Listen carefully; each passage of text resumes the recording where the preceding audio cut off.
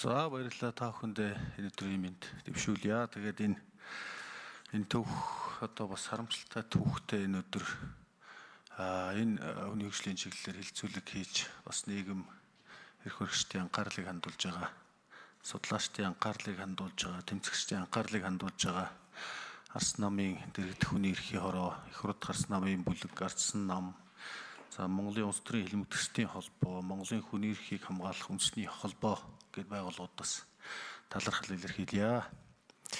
За би нэг цөөхөн саналууд хэлчихье. За 37 оны хилмигдүүлэлт бол хилмигдүүлэлт биш гэж үздэг олон улсын хүний эрх зүйн онолын үүднээс үзэх юм бол энэ бол хоморголон одоо устгах юм үйл явц гэж үздэг. Тийм учраас энэ хилмигдүүлэлтийн өдрийг одоо нэрийг өөрчлөе гэсэн юм санал. Одоо хоморголон устгал гэх үү те юу гэж хэлэх үү ярилцж хагаад энэ эндээс гарах одоо ямар нэгэн зөвлөмж гарна гэж ойлгож байгаа. Тэрэн дээр ийм саналыг нэг оруулж байна. За хоёрдугаарт нь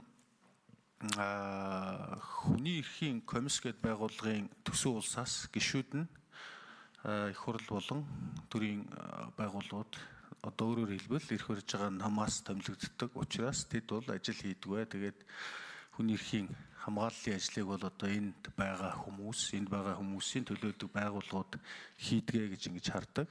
Тэгэхээр тэр хүний эрхийн комиссийн гишүүдийг сонгох процессыг иргэдээс сонгодог бол явагддаг.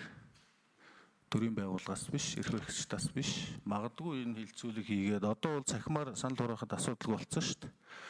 Одоо хамгийн сайн хүний эрхийн төлөө тэмцэж байгаа энд байгаа улсууд нэрээ дэвшүүлээд тэгээд хамгийн олон санал авсан 9 10 хэдэн хүн байдгийн те. Тэдгээрийг одоо нийт иргэд дундаасаа сонгодог болё гэсэн юм хоёр дахь санал. За гуравдугаарт нь бол энэ түрүүн манай Баярмагш бас ихтгэл тавьсан улсууд хэлж ирсэн. Энэ хүний өмчийн эрхийн асуудал гэдэг.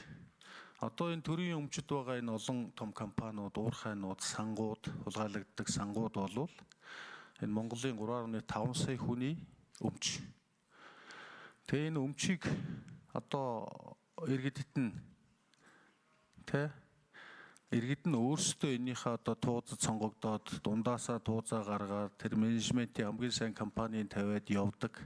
Одоо Эрдэнэс Монгол компани, Баялагын сан, за Эрчис Монгол гэдэг нэг юм 3 том компанид хамаг том өмчүүдийг хийчихсэн. Тэгээ эрх баригч намын хэдэн хүмүүс очиод дулгаан хийгээ байж идэг нэг юм байгууллага. Тэр нь өмчийн эрхийг хангахгүйгээр хүн өмчтөй байхгүйгээр дараагийн энэ олон эрхүүдийн талаар бол ярих ямарч боломж байхгүй гэдэг энэ бас энэ эрх судалдаг, хүний эрх судалдаг улсууд бол ярьдаг тийм ээ. Тийм учраас саяын 3 байгууллагын тууцыг иргэдээр сонгуулдаг болох бас саналыг оруулмаар байгаа. За дээрээс нь энэ сан хоёр том компанийг Монголын нийт 3.5 сая иргэдэд нөгөө байр мал хашаа газрыг өгж исэн шиг одоо нэг удаадаа бас өгье. Тэгэхгүй бол бид нар ч нөгөө байр мал хашаа газраараа бас 30 жил зүтгээд энэс цааш явахгүй болчлоо шүү дээ. Тэгэхээр одоо өмчөө эцэст нь өөрсдөө аваад өөрсдөө удирдаад ингээ явъя гэдэг ийм санал. За ингээ болоо. Баярлалаа, амжилт хүсье. Тэгээ саналуудын маань бас гоё томьёолоод оруулж өгөөрэй гэж хүсэж байна. За баярлалаа.